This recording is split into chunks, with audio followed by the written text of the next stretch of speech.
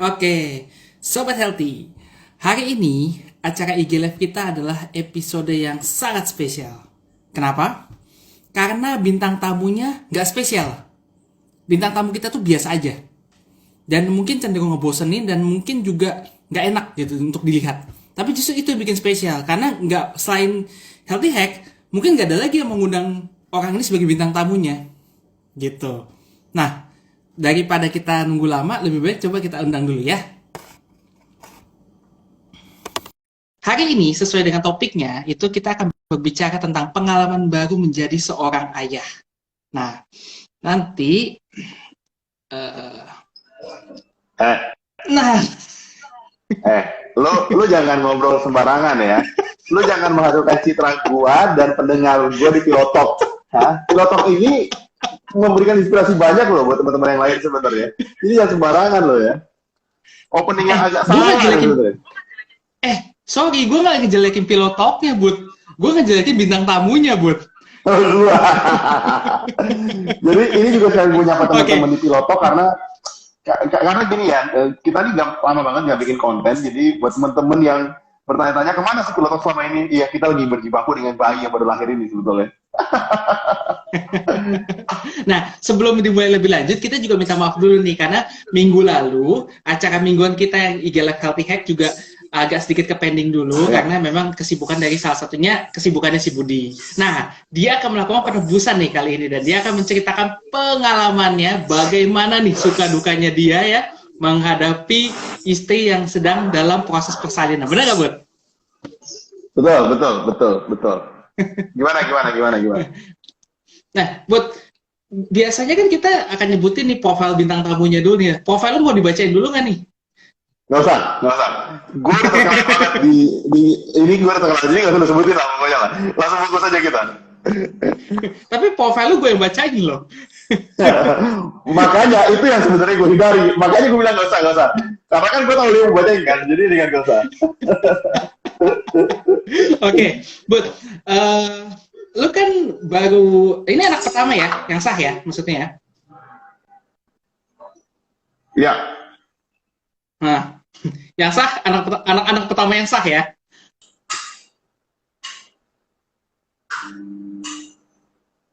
Bud? Ya, oke. Udah, sorry. Sinyalnya down tadi. Udah, oke. Oke. Nah, Bud, ini kan ceritanya anak pertama lu yang sah gitu ya? Iya. Emang sah kan gitu loh. Oke.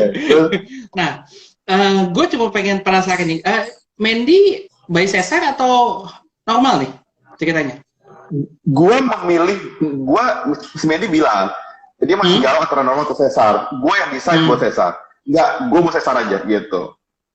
Oke, nah berarti kan lu bayi sesar nih, dan kita tahu nih saat ini kan lagi di tahun pandemi.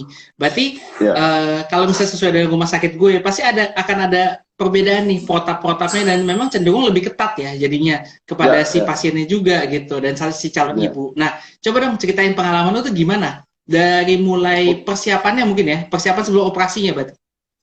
Ya, jadi kalau di gua RSIA memang khusus ibu dan anak. Jadi menurut gua protap itu yang membuat gua decide untuk sesar. Jadi kita ngomong let's say sebelum kita masuk ruang operasi ya, sebelum H-1 kita masuk. Setiap kali kita pemeriksaan, kita tuh mesti kirim WhatsApp, dan sampai WhatsApp itu direspon kita nggak boleh masuk. Jadi kita tuh nunggu di luar rumah sakit. Kita nunggu di parkir mobil, jadi rumah sakit itu kita baru bisa masuk setelah kita jadi jadwal H-1, dan setelah nyampe rumah sakit kita mesti WhatsApp lagi untuk make sure kita baru boleh masuk. Itu yang pertama.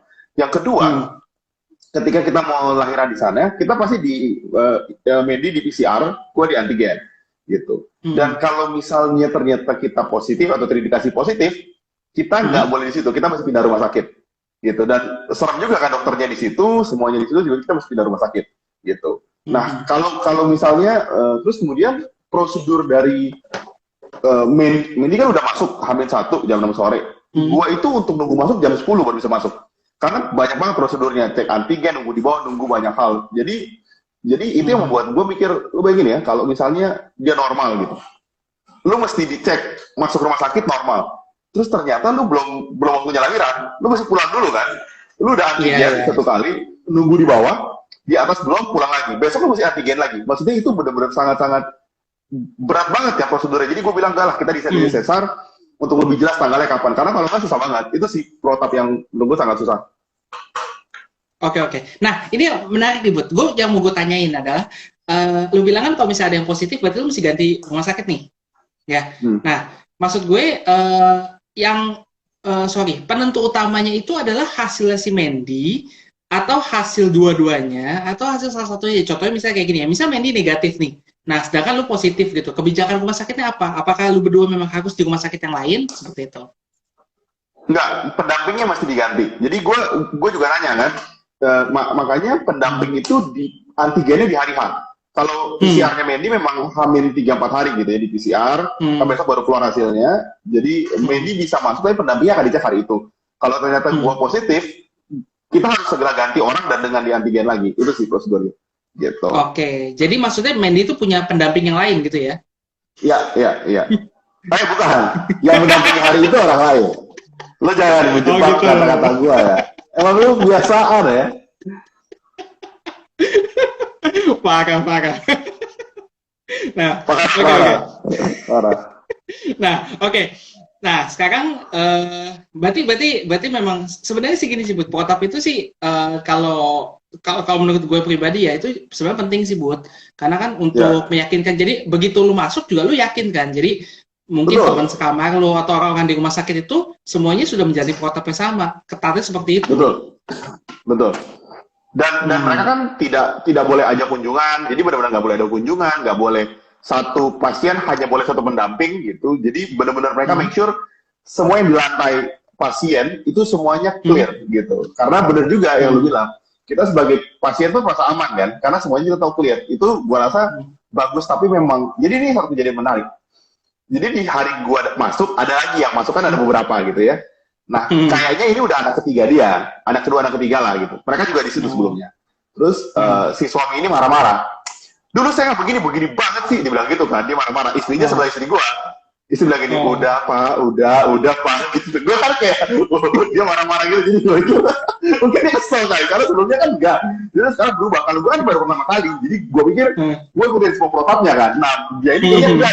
Jadi banyak marah-marah kalau di rumah sakit malam itu. Lucu juga dah ya.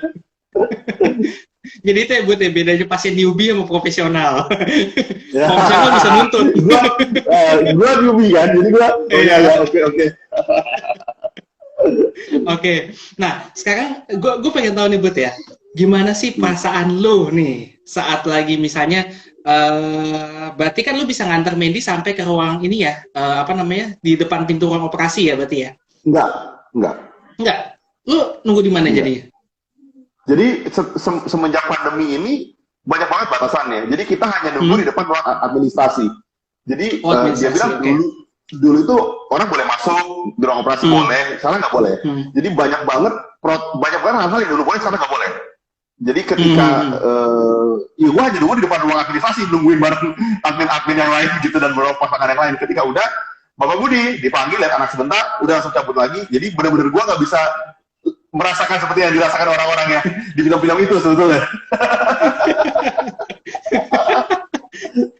Jadi selama lu nunggu di depan ruang administrasi dikasih sapu nggak sama pengki gitu maksudnya? Mas tolong dong dibantuin ini. Tadinya dia main, tapi gue bilang enggak lah, gue lagi main game. Akhirnya gue main game sambil nunggu. Kan gue bingung ya, gue ngapain kan? Ya gue main game lagi. Gitu. Perasaan lu gimana, Bud? Sensasi apa sih pas pertama kali anak tuh berarti ya?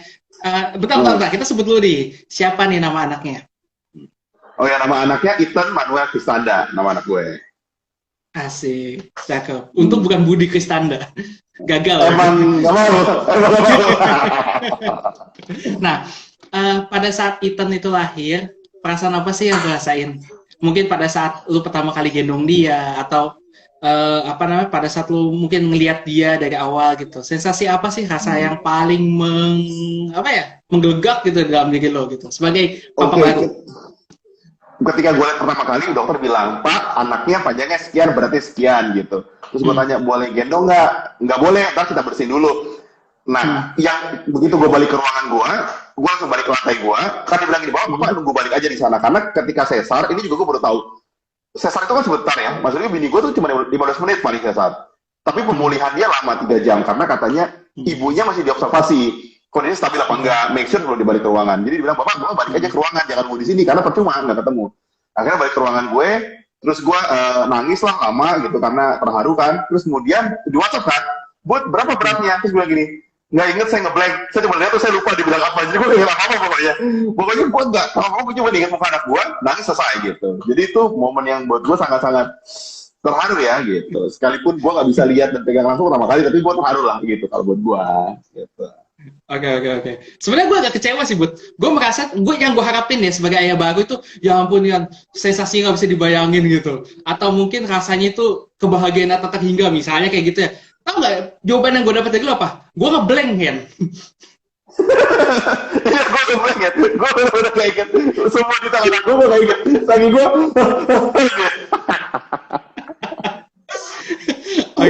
Oke. Nah, sekarang setelah anak lo lahir, terus habis itu proses melahirkan sudah berjalan dengan lancar. Oke. Oh iya, satu lagi, Bud. Lu bilang kan tadi kan penunggunya kan berarti lu doang nih. Berarti orang tua lu Ya. dan orang tua Medi semua nggak ada di rumah sakit ya? Nggak ada dan tidak boleh. Bahkan untuk kan ada tradisi keluarga ya, keluarga mereka tuh pengen foto pertama kali di rumah sakit biasa gitu. Jadi dia foto bareng anak, bareng suster di rumah sakit. Dan itu pun nggak boleh. Nggak ada yang boleh masuk, hanya boleh suami istrinya aja gitu. Jadi benar itu ketat banget lah di hari itu. Berarti lu pakai video call atau benar-benar nunggu pas pulang aja gitu? Enggak, benar ya video call ada ngobrol, tapi benar-benar mereka jenguk waktu udah di rumah. Nggak ada yang datang ke rumah sakit dan tidak boleh memang gitu. I see. Oke. Nah, sekarang lanjut ke kesusahannya nih. Sebagai orang tua baru, keluhan yang paling baik gue dapet itu biasanya nggak kurang tidur. Nah, baik dari istrinya, baik suaminya, terus kesulitan untuk inisiasi menyusui dini, IMD, terus apa lagi ya? Mungkin bayi kuning misalnya atau apa. Nah, kalau lu sendiri gimana, Bud? Kesulitan yang gini deh, satu dulu aja deh, kesulitan yang paling membekas yang di kepala lu sekarang ini. Dulu gini, waktu gue lagi Medi udah mulai hamil gede, kemudian orang banyak bilang, "Bud, siap-siap begadang ya," gitu. Gue pribadi bilang, begadang gue bisa. Soalnya menurut gue begadang tuh nggak susah. Udahlah begadang doang. Tapi ternyata ASI eksklusif itu 10 kali lebih susah daripada proses melahirkan sesar ya. Jadi gue bilang gitu. Maksudnya orang bilang melahirkan tuh berat. Iya kalau normal sih kita nggak tahu. Tapi kalau sesar, menurut gue lebih susah proses ASI eksklusifnya. Lebih berat, lebih capek, lebih sedih gitu. Daripada lu begadang atau nggak tidur. Gue lebih sedih itunya. Gitu ya. Karena ini buat teman-teman. Karena kita semua tahu ya, kan ASI itu nggak langsung keluar ketika pertama kali gitu. ASI nggak langsung keluar. Jadi butuh proses. Nah dalam prosesnya itu kan anak lu nangis gitu. Lu kan nggak tega biasanya. Maksud gue, semua orang bilang udah kasih formula aja dulu di depan nggak apa-apa gitu. Orang semua bilang, tapi kita komitmen emang mau kasih ASI dari awal. Gitu. Dan lihat anak nangis itu paling nggak tega. Karena kita nggak tahu kan dia mesti ngapain gitu. Air susu belum keluar, terus dia nangis terus.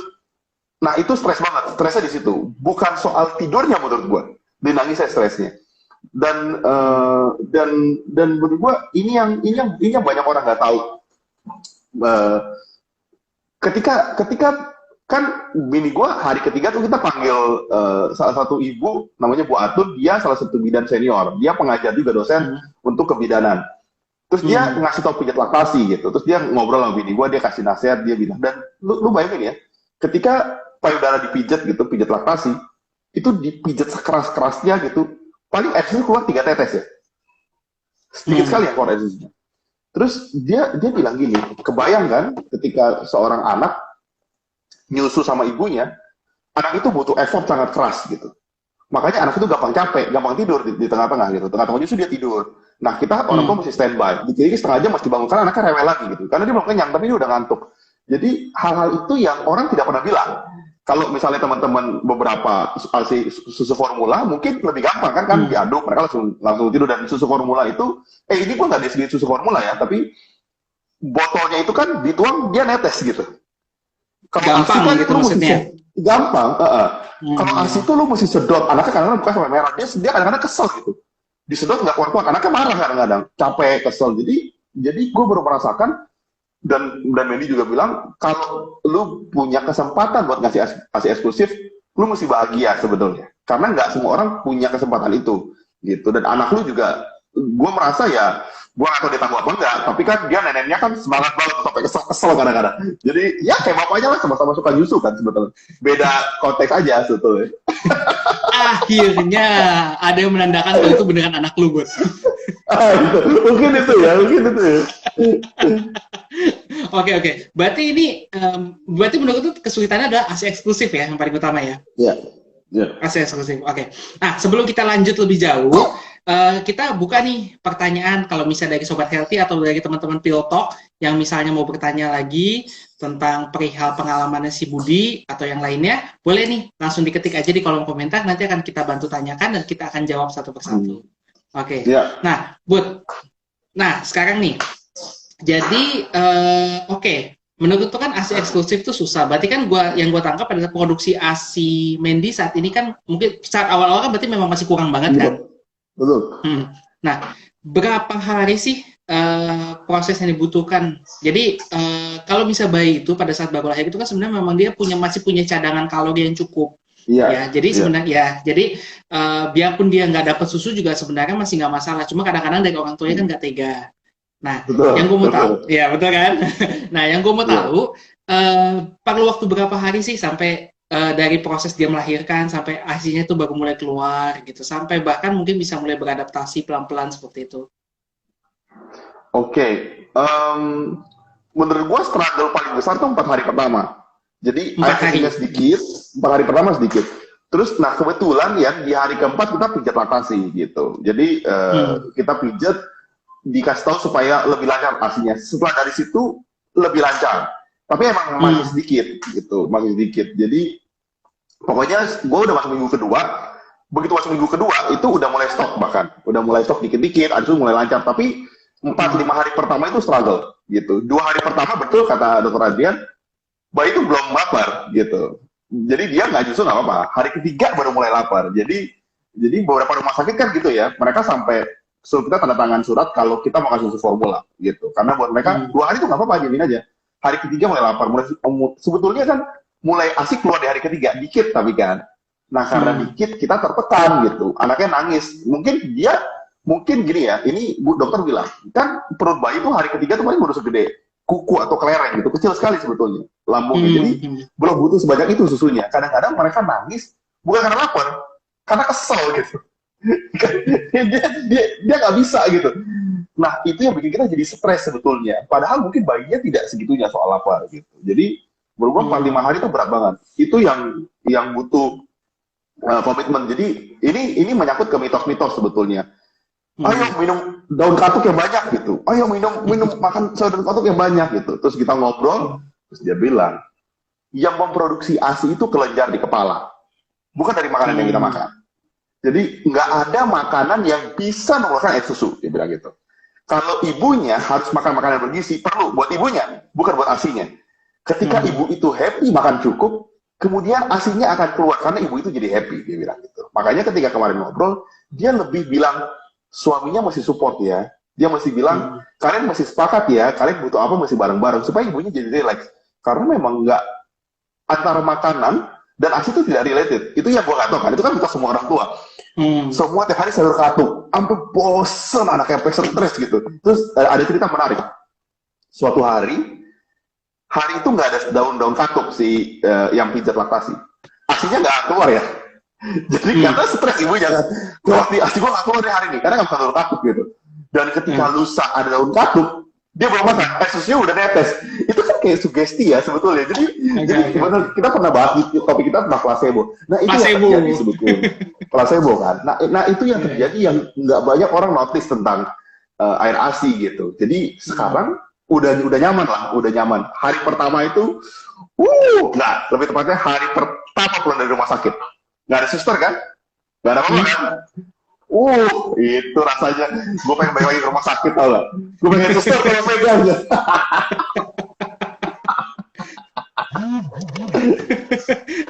Gue mau save rekaman ini. Gue tunjukin ke si Ethan kalau misalnya dia udah gede. Nih, kelakuan bapak lo nih. Dia mau balikin lo ke rumah sakit, tau gak? Hari ketiga mau dibalik rumah sakit, lu tau gak gitu ya, kacau juga ya. Nah, Bud, sekarang gini, kalau misalnya, gue udah cerita lu ini kan usahanya benar-benar keras ya, ekstra ya. Dan gue ngeliat tuh dari sisi Mandy, maksud gue. Dari sisi Mandy itu dia baik dari apa ya, gue sebut ya, jiwa, raga, capek semua. Betul ya, ya.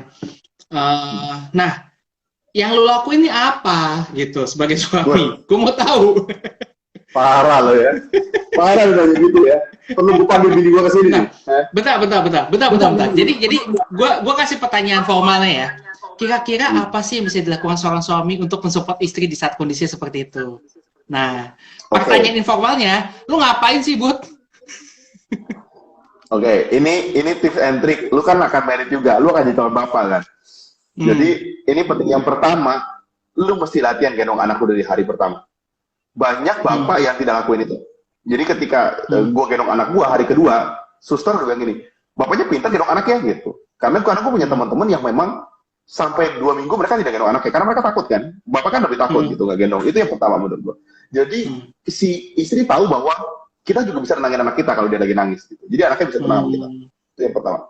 Yang kedua, lu mesti, karena dia sesar, sakit badannya. Jadi lu mesti sering pijit dia butuh apa, lu mesti urutin dia, pokoknya bikin dia happy, dia mau makan apa, lu mesti support. Gitu. Karena hati yang happy itu akan bikin hasil lebih lancar. Karena kondisi fisiknya sakit kan ya.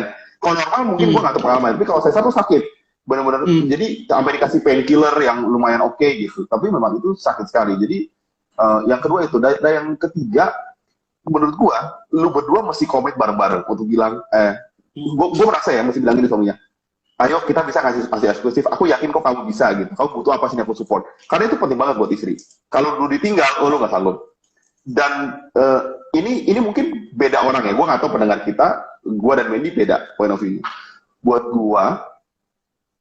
gue kan pulang ke rumah berdua, nggak ada mertua, nggak ada orang tua, karena pandemi kan. Biasa kan orang tua perempuan di rumah, biasa gitu kan, untuk nemenin biasa gitu. Masuk anaknya orang tua. Nah kita enggak. Jadi kita memang pure, kita nggak pakai suster karena pandemi, nyari juga nggak ketemu, kemudian orang tua nggak ada. Dan buat gua dan Mandy, itu pengalaman spiritual yang bikin lu tambah cocok berdua. Mungkin buat orang beda-beda, tapi lu bayangin ketika lu pulang berdua sama istri lu, berdua aja, lu decide semuanya berdua. Karena banyak kita tahu mitos-mitos orang tua yang mereka percaya sampai hari ini. Gitu. Kita kan anak muda ya, kita kan udah riset, kita udah belajar banyak, kita riset banyak hal-hal yang orang tua kita percaya, akhirnya kita tertekan sebagai anaknya gitu. Jadi gua rasa kalau lu punya kesempatan, ini gua bilang, lu punya kesempatan untuk hidup berdua bareng, orang tua lu gak usah ikut, lu bilang kita decide sendiri. Jadi lu kenal anak lu gitu. Kalau misalnya kita pakai, ya gua nggak mendeskripsikan orang yang ada orang tua atau pakai suster, tapi buat gua pengalaman gua itu buat gua tuh kenal anak gua banget. Dan Mandy juga kenal anaknya. Jadi kita tahu sekarang anak kita nangis itu kenapa. Tahu persis gitu. Karena hafal kan dari hari pertama dia nangis kan. Sekarang udah 2 minggu. Jadi gua tahu banget nih anak gua tanpa suster orang tua gitu. Kadang-kadang mereka bilang ini itu hal yang salah. Ini hal yang menakutkan. Hari ketiga kan kita udah pulang ke rumah nih. Abang itu 3 hari. Mbak gua datang nggak beres rumah, cuci rumah gitu. Anaknya nangis. Terus tiba-tiba mau nyusu belum keluar kan. Mandy juga nangis hari itu. Kayak stres banget lah, nangis, aduh gimana, udah mau bilang, Bud, beli susu aja, dia bilang gitu. Terus untuk jaga-jaga, terus mbak gue bilang gini, kok punya madu kan? Itu diolesin madunya di putingnya, supaya dia lebih gampang susunya. Karena Mandy baca, jangan. Ternyata itu di Amerika pun dilakukan, sama orang-orang di Amerika. Dan menurut pediatrik anak, itu beracun buat anaknya. Karena anak kecil belum boleh minum, bahkan air putih sekalipun. Dia baru boleh minum ASI gitu. Dan ternyata, itu beracun, dan lu bayangin ya, kalau itu dilakukan sama orang tua lu, bukan sama pembantu lu bisa nolak kan, pembantu lu udah tua, udah punya cucu gitu, udah nolak, tapi dilakukan sama orang tua lu misalnya gitu, kan lu gak bisa nolak maksud gua, sedangkan kita full dengan informasi kan, nah itu yang akhirnya gua realize, kebebasan tuh emang lumayan mahal sebetulnya, untuk lu bisa, oh ya, gua decide sendiri nih, gua tahu yang gua baca, gua percaya, apalagi kan kita punya banyak teman, gua juga punya lu dan Healthy Hacks, untuk sharing informasi kesehatan, jadi kita lebih terbuka sebetulnya, nggak termakan dengan nenek moyang. Menurut gue itu keuntungan kalau lu pulang berdua gitu, lu jadi lebih solid lah. Itu sih menurut gue pribadi. Di luar aslinya ya. I see. Iya, benar-benar. Jadi bikin lu sama Mandy itu lebih mandiri ya, Bud ya. Maksudnya benar-benar harus ngatasi semuanya sendiri dan satu nih yang paling gue suka sama lu. Berarti lu cross check informasinya, gitu. Benar ya? Iya. Nah, Ya. lu nggak terima mentah-mentah, tapi lu cross check dulu karena lu benar-benar care buat kesehatan si Ethan. Mantap banget, mantap banget, luar biasa bu. Berarti si Bendy udah dikasih minum boba ya? Udah, kalau boba udah. Dia happy. Dia happy. Ini kan ya. Ini ya, gue harus bilang pendengar kita juga semoga kalian tahu. Mitos itu bisa membunuh. Contoh, kalau misalnya gue orang dulu gitu ya, terus gue bilang gini, ternyata minum boba tuh bikin asi jadi lancar. Nah, jadi kacau kan? Kita minum tuh asinya lancar kan karena kita happy sebenarnya. Lu bayangin, apa nggak bahaya tuh buat anak-anak lain coba? Boba bikin asi lancar kan ngaco maksud gue. Mitos-mitos yang gawat kan itu loh. Lu ngomong kayak gitu, besok aku buka franchise boba.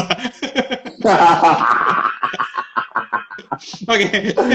Nah, buat gue tertarik sama mitos nih buat sebenarnya kayak. Tapi sebelum kita lanjut ke mitos, ini ada satu pertanyaan nih. Dan menurut gue kayaknya bagus banget. Ada pertanyaan gini, kira-kira perlu nggak ya pendampingan psikolog untuk ayah dan ibu baru supaya lebih tenang dan paham dengan status baru ini? Nah, dari gue kan mungkin nanti akan gue jawab nih dari sisi medisnya gitu. Tapi gue pengen tahu dari sisi lu dulu nih sebagai orang sebagai parenting orang tua baru. Menurut lu perlu nggak sih peran psikolog dalam mengatasi stres ini gitu? Gua sih merasa kalau lu punya, gua rasa sangat penting juga. Karena tekanannya besar sekali gitu. Maksud gua, terutama ketika, gua harus bilang terutama ketika pasangan lu tidak kompak. Kalau lu kompak, lu lebih santai gitu ya, lebih tenang, lebih sebarang. Tapi kalau enggak, memang itu pressure berat banget. Terutama buat ibu ya. Gue bilang itu berat sekali buat si ibu. Jadi kalau ada, lu punya teman yang baik gitu, menurut gue psikolog kan emang bisa profesional atau bisa punya sahabat tuh yang deket banget gitu ya, bisa ngasih nasihat. Berarti itu juga bisa. Menurut gue support system sih. Apapun support systemnya ya, keluarga, psikolog itu menurut gue sangat baik sebetulnya gitu. Jadi kalau misalnya lu ada support system baik sih sangat baik menurut gue. Teman yang sangat baik. Nah, kalau ada teman yang sangat baik. Enggak. Itu sih enggak. Kalau gimana? Kalau gimana? Enggak, karena gue pengen tahu juga sudut pandang lu gimana nih? Lu pernah nggak ya punya pengalaman yang sampai butuh psikolog untuk ketika bayi, karena kan banyak ngomongin soal baby blues kan, lu tahu kan? Sampai dia benci banget sama anaknya gitu, sampai di level itu dan ketika anak gue pertama kali, gue bilang Mendy, gue takut juga, Mendy baby blues nggak ya gitu? Karena jadi ketakutan kita juga. Karena emang berat banget. Nah, lu punya nggak pengalaman? Gue juga pengen tahu nih sebetulnya dari lu. Kalau misalnya dari gue, Bud, jadi kondisi pasien itu kan ada yang kita sebut dengan masih normal, ada yang nggak normal gitu. Nah, contohnya misalnya kayak gini, maksud gue, kondisi lu sama Mendy itu masih masuk kategori normal, Bud. Itu sesuatu yang memang walaupun nggak semua orang tua baru rasain, tapi itu memang mungkin ada dan sebagian besar ngalamin itu. Stresnya, terus juga faktor gimana ya, mungkin ada juga tidak percaya diri ya Bud ya. Jadi karena dia masih merasa orang tua baru, dia nggak percaya diri nih untuk merawat anaknya, dia mau nyari bantuan sana sini tapi nggak ada bantuannya. Betul. Gitu. Itu satu, mungkin kemandiriannya kurang. Terus yang kedua juga kadang-kadang problemnya adalah si ibu ini nggak berkutat hanya dengan masalah bayinya, tapi ada masalah problem pada dirinya juga. Misalnya pasca operasi juga, yang tadi lu bilang pakai painkiller kan luar biasa kan. Tapi itu semua itu ada sesuatu yang kita bilang masih normal, Bud. Nah, kalau misalnya masuknya ke kategori baby blues, itu berarti yang udah nggak normal. Kenapa? Karena udah merugikan pihak. Di sini pihak yang terugikan adalah si ibu dan anaknya. Ya. Nah, peran psikologi itu kalau misalnya untuk pada kondisi yang tidak normal, itu dia berfungsi sebagai terapi. Nah, untuk membantu pemulihan. Gitu, jangan sampai baby blues ini terjadi, atau kalau misalnya sudah terjadi pun kita usahakan bisa putus nih secepat mungkin gitu, bisa sembuh secepat mungkin. Nah, tapi kalau misalnya pada kondisi yang normal seperti lu, peran psikolog itu, dan ini gue setuju banget sama kata-kata lu, sebagai salah satu support system gitu. Dan sebenarnya benar kata lu, jadi nggak mesti hanya psikolog. Kadang-kadang kita bisa ngandelin dari orang-orang yang lain, cuma orang lain itu suka biasnya terlalu tinggi. Misalnya kayak ya benar kan, kalau misalnya kayak orang tua itu mungkin ya mereka memang punya pengalaman, oke, tapi kadang-kadang nggak semua pengalaman itu betul, dan orang tua itu masih kadang-kadang menganggap anak susahnya gini Bud, orang tua dan anak itu nggak pernah sederajat. orang tua tuh pasti merasa dia lebih di atas anaknya. Gue lebih tahu, gue udah lebih tua, gue lebih Hmm. pengalaman, dan kadang-kadang suka memaksakan Hmm. opininya secara nggak langsung. Itu yang agak-agak Ya. kita agak sulit gitu. Nah yang kedua Hmm. kalau misalnya dari temen, itu kalau dari temen sekali lagi informasinya juga kadang-kadang masih disaring. Karena Iya, iya, teman iya. itu juga, nah itu karena nggak semua teman itu kadang-kadang informasinya bisa kita gimana ya, bisa kita terima mentah-mentah deh ibaratnya. Kita Iya. mesti jadi orang tua yang pintar, cerdas, kita cross check lagi semuanya. Dan psikolog itu kan adalah salah satu tenaga yang profesional. Jadi memang dia sudah Betul. punya protapnya, dia sudah terbiasa dengan pengalamannya. Nah, peran salah satunya benar-benar sih gue setuju itu adalah sebagai support system. Jadi kalau memang kita benar-benar butuhin ya jangan ragu untuk menggunakan jasa Ya, psikolog gue ini setuju. gitu. Gue setuju. Kalau dari Lu gue nih sih ngomong gitu. ini, tunggu, lu nih pengen jualan jasa psikolog ya? Soalnya bahasa lu kayaknya lu kayaknya pengen jualan gitu. Gua cuma nggak mau orang terjebak gitu maksudnya. Lu jangan tiba-tiba buka jasa psikolog ya maksud gue ya. Gue bisa kok jadi psikolog, gue tinggal sediain sofa gitu kan sama itu clipboard. Ya kenapa Bud? Iya. Iya, kenapa? Masalahnya apa? Coba ya, begitu kan? Enggak. Psikologi manusia tuh sebenarnya rumit banget, dan Iya, iya, gue iya, iya. benar-benar salut sama para psikolog-psikolog itu yang mampu membantu pasiennya dengan Iya, iya. benar-benar apa Gue setuju. namanya semaksimal mungkin gitu. Gue setuju. Nah, oke. Sekarang lanjut ke mitos nih, Bud. Oke, lu udah bilang nih katanya mitos apa yang tadi lu bilang madu ya, madu dioles di puting Ya, nih untuk ya. menstimulasi anaknya biar mau netek gitu. Lo ada nggak sih mitos lain yang pernah lu dengar? Nggak usah mesti lo lihat atau Banyak, dengar gitu. Apa contohnya? banyak. Di bedong biar kakinya lurus. Itu juga kayak, maksud gua nggak gini ya, sampai Hamin, kan gua 4 hari 3 hari di rumah sakit. Hari ketiga suster tuh ngajarin gimana cara bedong. Gua masih tanya ke suster, sus di bedong sampai kapan? Gua masih tanya, kakinya nanti lurus nggak sus? Suster bilang gini, enggak pak, di bedong tujuannya cuma satu, biar dia anget. Udah dia bilang gitu. Maksud gua aja sampai tanya, karena dari gua kecil, adik gua orang bilangnya sama, bedong tuh biar lurus gitu. Dan anak gua dari hari kedua pulang udah nggak mau bedong, udah biasa aja dia. Jadi kita cek kita kakinya bedong apa enggak gitu. Itu mitos yang sangat-sangat ini. Terus mitos kedua, ini juga gua baru tahu. Orang bilang gini, kalau lahir anak mamanya nggak boleh makan cabai, nanti anaknya ruam-ruam merah-merah gitu. Terus dibilang mamanya nggak boleh lapar, nanti anaknya juga lapar juga aslinya. Terus Iya. terus orang ngobrol kan, terus dia bilang gini, coba logikanya, kalau kamu makan rendang, emang itu asi rasa rendang, dia bilang gitu. Emang kalau kamu makan soto besok asi rasa soto kanan kiri kan? Enggak, dia bilang gitu. Dia bilang asi itu kan dari darah. Dua hal yang masuk ke darah, satu alkohol, dua rokok, dia bilang. Di luar itu masuk ke pencernaan dan keluar asli lu gak ada hubungannya gitu. Kecuali lu ngerokok sama alkohol ya, karena itu langsung ke darah. Jadi kan orang ngomong jadi logis ya gitu. Jadi masuk di pikiran gua bener juga ya. Masa besok asli lu rasa rendang kan enggak gitu. Lu masa apa gitu. Jadi akhirnya buat gua enggak logis kan. Nah, terus ada satu mitos yang ternyata bener. Nah ya, ini mitos yang ternyata bener. Orang tua gua, nyokap gua pribadi bilang, "Bud, kalau lagi tidur kanan kirinya diganjal sama bantal." Gitu. Siapanya nih? Supaya Bayinya? bayinya supaya dia tenang gitu. Terus gue riset, gue tanya, dia bilang, iya bener, supaya nggak kagetan. Oh, gue tanya, kenapa bisa kagetan? Karena gini, kamu bayangin, waktu dia di perut, ke kiri ada jantung lah, paru-paru, segala macam. Jadi dia sangat aman gitu di dalam. Sekarang ketika lahir, dia nggak punya siapa-siapa kan, tangannya kebuka. Itu bikin dia jadi merasa, kok gue nggak ada siapa-siapa ya gitu. Dan itu yang bikin bayi lebih cepat kaget, dia bilang. Jadi gue pengen ya, ketika kita dengar mitos, kemudian kenapa itu terjadi? Kalau punya alasan yang reasonable, jadi masuk akal kan buat gue. Bener juga ya, karena bayi itu kalau kita lihat kan dia gampang kaget gitu. Kenapa dia dibedong? Karena dulu memang dia rapat di dalam janin. Semua ada organ tubuhnya, jadi kemana dikit ada. Nah, sekarang kenapa? Dalam rahim gitu. Nah, kenapa sekarang diganjel supaya dia tahu kan, oh ya, gue tetap sama nih, itu doang. Nah, itu yang bener tuh mitosnya. Gue juga mikir, gue sampai tanya, ini bener gak sih mitos? Ternyata alasannya ada gitu. Tapi kan banyak yang gak ada alasannya ya. Gitu.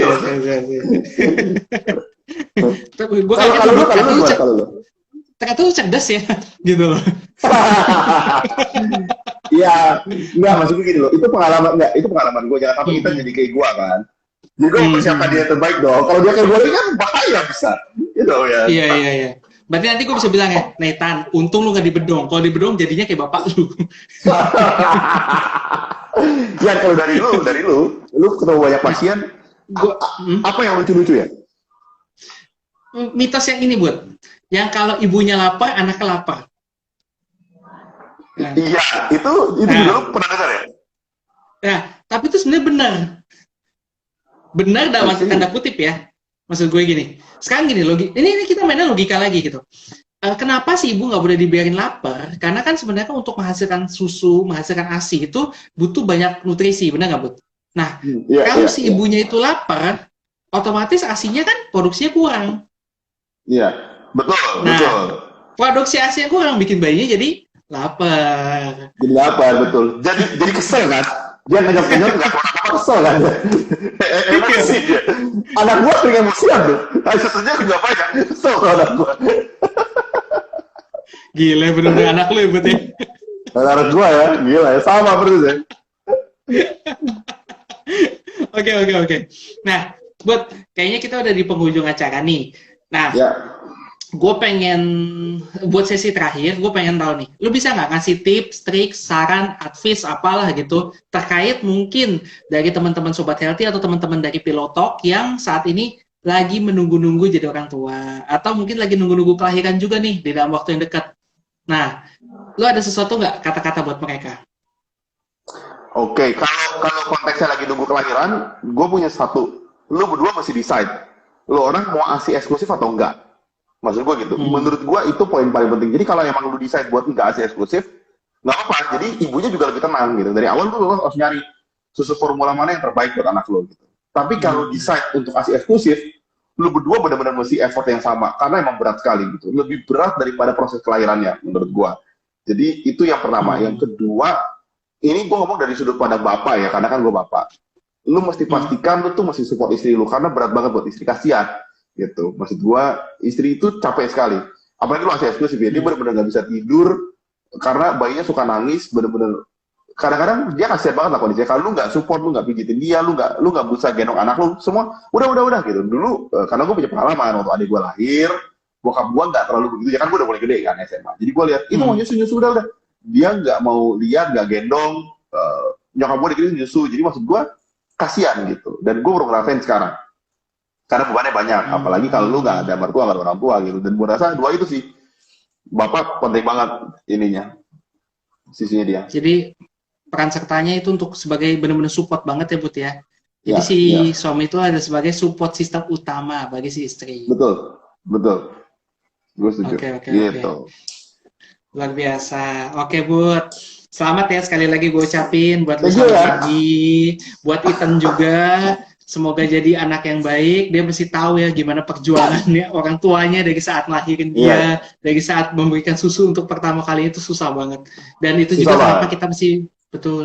Dan itu juga kenapa kita mesti bisa menghargai orang tua kita. Karena ya bagaimanapun mereka Betul. membesarkan kita dan kita nggak pernah bayangan nih sama sekali waktu kita bayi itu susah apa sih kita gitu. Susah apa kita.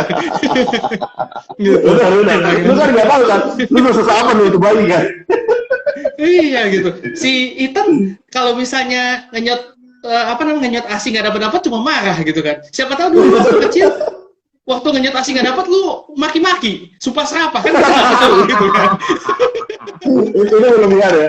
Itu belum lihat namanya ya. Oke. Jadi buat teman-teman Sobat Healthy, terima kasih udah ngikutin IG Live kita kali ini yang spesial banget. Terima kasih juga buat Budi nih udah bersedia buat sharing Thank you. pengalamannya. Nah, buat teman-teman yang lain, kalau misalnya pengen melihat episode kita dari awal, nanti episode ini akan kita upload di channel YouTube kita, healthyhacks.id, itu besok hari Senin jam 10 pagi. Dan nanti juga kita akan tetap melakukan IG Live setiap minggunya dengan bintang tamu yang lebih spesial dari yang ini, ya. Awas lu ya. Ditunggu aja di Instagram kita dan akan kita posting. Oke. Ya. Gimana, Bud? Mantap. Satu lagi, gue mau pesan teman-teman buat lu yang belum punya anak, bercinta yang banyak, cari uang yang banyak. Ya itu pesan analisis dong. Lu nikmati dulu masa berdua lu bercinta yang seru, mencari berbagai macam referensi, dan cari uang yang banyak. Karena mahal kan lahiran. Ini udah kamu itu terus soalnya gua. Udah itu dah waktu terakhir gua. Lu puas-puasin kenyot. Habis ini udah gak dapat.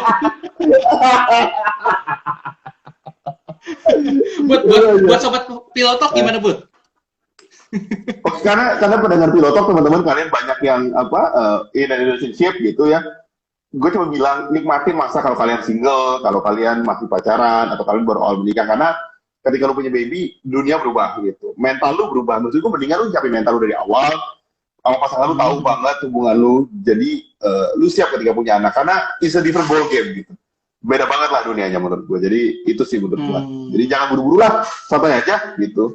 Kayak cepet-cepet amat lu, kayak siap aja lu. Kalau dengan pilotok kan gitu ya. Lupa ya, entar aja, sampai aja teman-teman. Gitu. Oke. Oke, berarti sampai di sini dulu. Nanti mungkin kalau misal Ethan sudah mulai bisa diurus, berarti kita akan undang Mandy ya. Untuk kita tahu nih, Boleh, si ibu gimana gitu. Gini-gini kan dia bilang kan, si Budi apa aja ngomong doang, udah tidur kok tengah malam gitu. Kan jadi tahu kenyataannya gitu kan. Oke, sampai di sini dulu. Sampai di episode selanjutnya, oke? Sampai jumpa di lain kesempatan. Stay healthy. Bye-bye. Stay alive. Bye. Bye-bye.